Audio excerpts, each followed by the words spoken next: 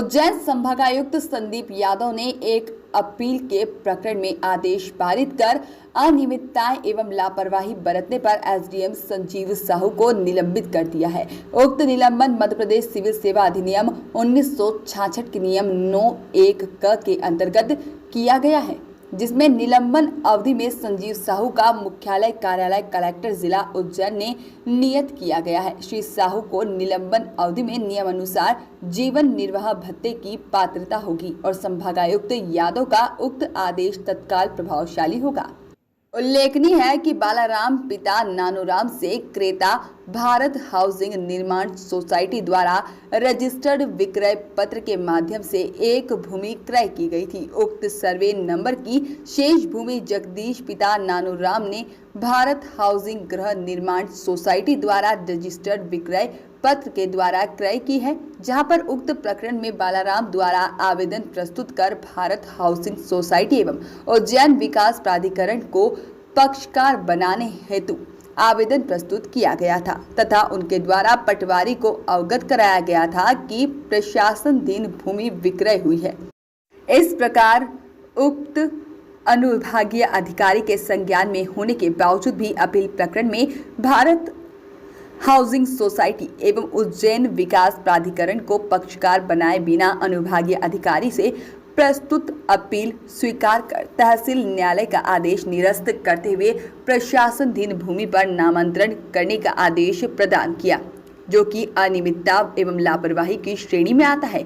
अतः शासकीय नियमों का उल्लंघन करने पर संभागायुक्त श्री यादव ने उन्हें निलंबित कर दिया है। कलेक्टर आशीष सिंह के अनुसार इस मामले में यूडीए के अधिकारियों और कर्मचारियों की भूमिका की भी जांच की जा रही है।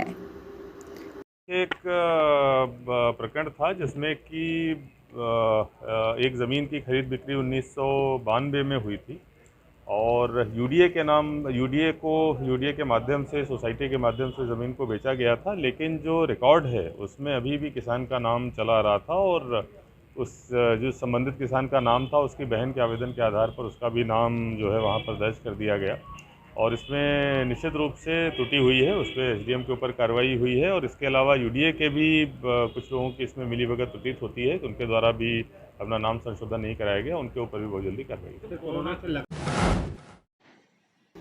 शनि मंदिर का खान नदी का पाला क्षतिग्रस्त हो गया है, जिससे पानी शिप्रा नदी में मिल रहा है। कलेक्टर आशीष सिंह के निर्देशन पर पाले की मरम्मत की कार्यवाही की जा रही है। मौके पर तहसीलदार पीएचई व जल संसाधन विभाग का अमला तैनात है। कलेक्टर ने निर्देश दिए हैं कि खान नदी का गंदा पानी गऊ घाट के स्टॉप डैम से आगे न जाने पाए, इसके पूरे प्रयास किए जाएंगे। साथ ही में कलेक्टर ने खान डायवर्शन को पूरी क्षमता से चलाने के लिए जल संसाधन विभाग को निर्देशित किया है। से खान नदी का लाखों गैलन गंदा पानी शिप्रा नदी में मिल गया है, जहां पर उज्जैन के त्रिवेणी क्षेत्र में खान नदी के गंदे पानी को रोकने के लिए प्रशासन द्वारा बनाया गया मिट्टी का स्टॉप डैम गुरुवार को सुबह ढह गया, जिससे खान नदी का गंदा पानी फिर से शिप्रा नदी में मिल गया और शिप्रा नदी दूषित हो गई। बावजूद इसके प्रशासन का इस संबंध में कोई ध्यान नहीं है।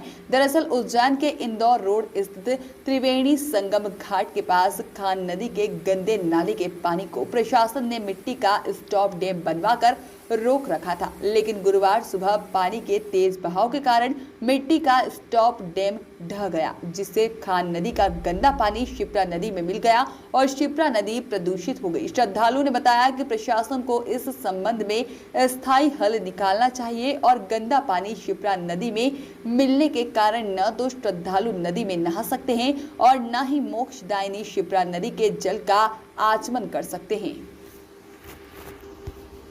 जी हाँ, निश्चित रूप से जो पाल टूटा है, एक्चुअली जो खान नदी पे एक कच्चा बंद बनाया गया था, उसके टूटने की सूचना आई थी। जैसे सूचना आई वैसे ही तत्काल तहसीलदार को ईडब्ल्यूआईडी और नगर निगम की टीम को रवाना कर दिया गया। एक जो हम लोगों को इन्फॉर्मेशन ये प्राप्त हुई, उससे पहले एक स्टॉप डैम बना है जिसपे कुछ गेट ग्रामीण वासियों ने निकाल दिए हैं, तो उन गेट को दोबारा हमारे द्वारा लगवाया जा रहा है, जिससे कि पीछे की तरफ पानी को रोका जा सके।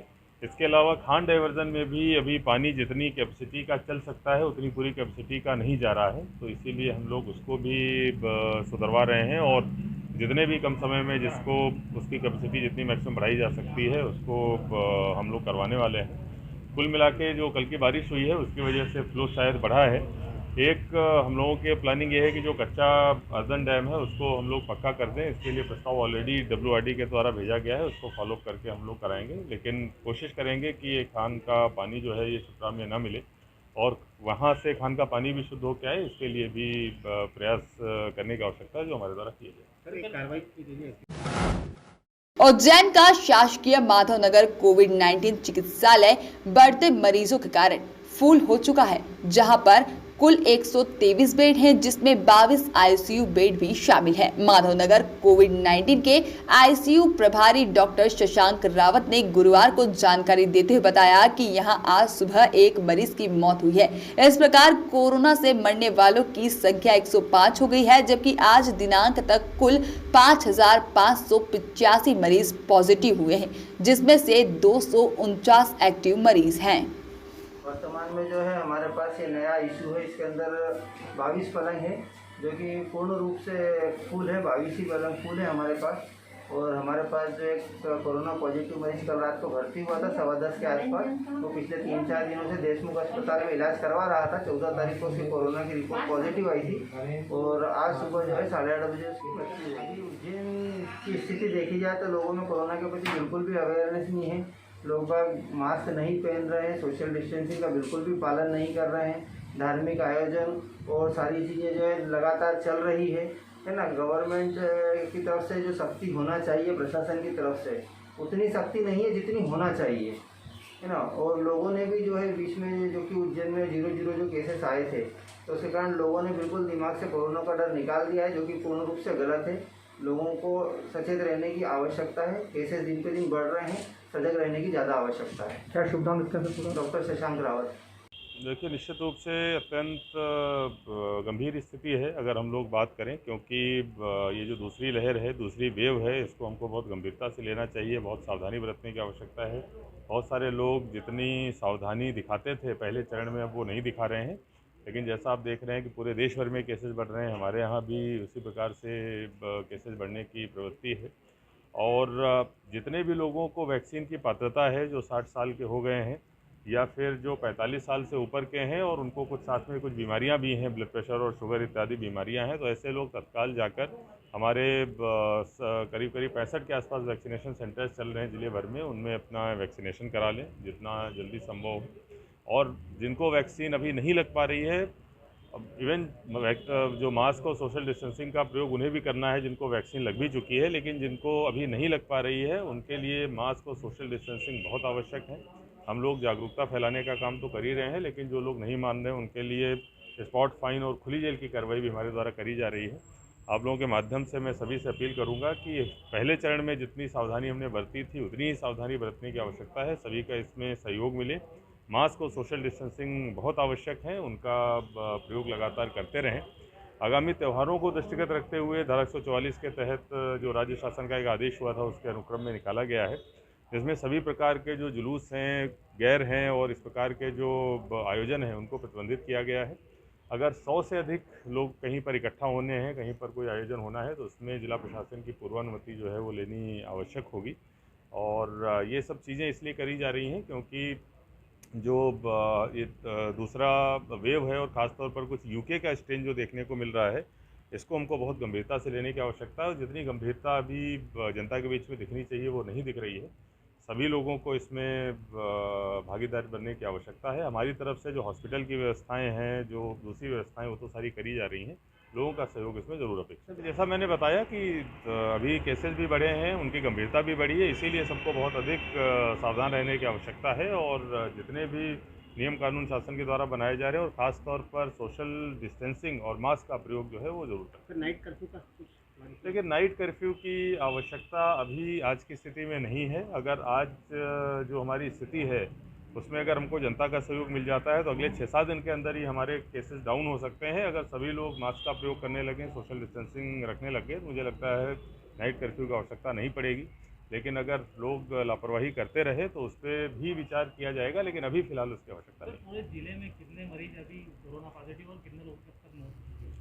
देखिए ये लगभग जहाँ तक मेरा आंकड़ा मैंने पहली बार देखा था वो लगभग 104 लोगों की शायद जो है वो अभी तक मौत हो चुकी है। कम लगभग 6000 के आसपास हमारे लोग जो हैं वो पॉजिटिव। उज्जैन के बृहस्पति भवन में गुरुवार को जिला कलेक्टर आशीष सिंह के एक महत्वपूर्ण बैठक ली है। दरअसल यह बैठक नागदा के मास्टर प्लान को लेकर थी। यहां बैठक में कई प्रकार के दावे आपत्तियों का निराकरण किया गया। जिला कलेक्टर आशीष सिंह ने बताया कि लोगों ने शिकायत की थी कि ग्रीन बेल्ट को मुक्त किया जाए, तो कुछ लोगों ने ग्रीन बेल्ट बनाने का आवेदन दिया था। इसके साथ ही कई आवेदन इस प्रकार के आए कि आवासीय भूमि को मुक्त किया जाए या मुक्त भूमि को आवासीय बनाया जाए। बैठक में ज्यादातर दावे आपत्तियों का निराकरण कर दिया गया है।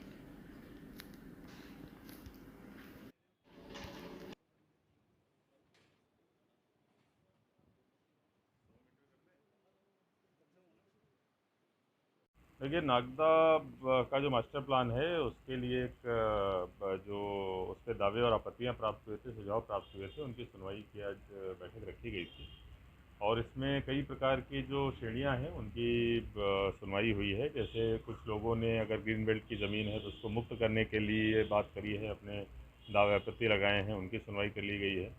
कुछ लोग ये भी मांग कर रहे हैं कि जो ग्रीन बेल्ट है उसको बढ़ाया जाए। कुछ लोग जो पहले आवासीय था उसको मिक्स यूज़ करने का या मिक्स यूज़ से आवासीय करने की चीज़ें लोगों ने बताई हैं। कुछ एक दो नए ब्रिज और रोडों के प्रस्ताव भी आए हुए हैं। तो सभी की आपत्तियों की सुनवाई हो गई है, सभी के दावे और जो सुझाव हैं उनकी सुनवाई हो गई है। जो हमारी समिति है उनके बीच में डिस्कशन भी हो गया है मोटा मोटा, और बहुत जल्दी ही इन दावे आपत्तियों के आधार पर जो हमारी तरफ से ड्राफ्ट जाना है उसको फाइनल करके राज्य शासन को भिजवा दिया सर, जाएगा। एक पुराने बस स्टैंड पर भूमाफियाओं ने वहाँ कब्जा कर रखा है सरकारी जमीन पर, उनको किस प्रकार आप लोग? देखिए मामला आपके द्वारा संज्ञान में लाया गया है, ऐसी कोई कब्जे की चीज़ है, और अगर ऐसा है तो निश्चित रूप से अगर सार्वजनिक संपत्ति है, सार्वजनिक ज़मीन है, किसी का भी उस पर कब्जा बर्दाश्त नहीं किया जाएगा, उसको तत्काल हटाने की कार्रवाई कर दी जाएगी। सीएम ने भी पत्र लिखा है आपको? देखिए वैसे पत्र की मुझे सूचना नहीं है, और मुझे लगता है कि माननीय मुख्यमंत्री जी सीधा ऐसा पत्र नहीं लिखते। हो सकता है किसी विभाग के थ्रू आया हुआ हो। अगर कोई ऐसा पत्र संज्ञान में आता है तो निश्चित रूप से उस पर कार्रवाई करेगी। सावरा खेड़ी वाला जो मामला था